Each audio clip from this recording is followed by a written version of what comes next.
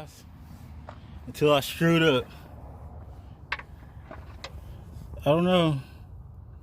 See that down there? I don't know if you can see it.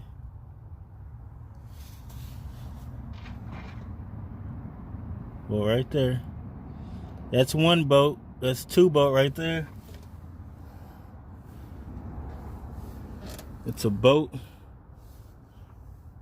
over here somewhere. I need the 4 bolts to go in there, and I just dropped them all 4 of them down there. So now I gotta fish them out, and I'm rushing against time. So hopefully I get this done before time. All right, let's get back to. All right, my DeWalt. So here, that bad boy there. I'm doing a job. I replaced this right here, your manifold. As you can see, it's right there. I replaced it, and now I'm torquing, and it says 15 to 22 pounds for torque, so that's what I'm doing. And I use that to tighten everything down, but I'm guessing that might have maybe 10 or so. I don't know, I'm not for sure, because I got this bad boy, and as you can see,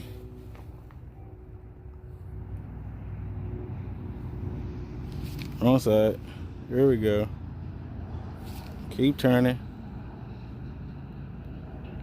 25. I got it on 25, and it goes from 15 to 22 pounds for the torque.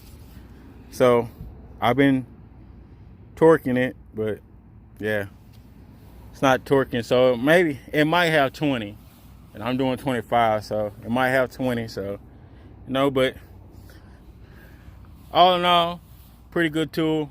It got all these bolts out that I did. It got all the bolts out and whatnot, and now I'm just torquing it down, getting it all ready to go. Trying to get done today.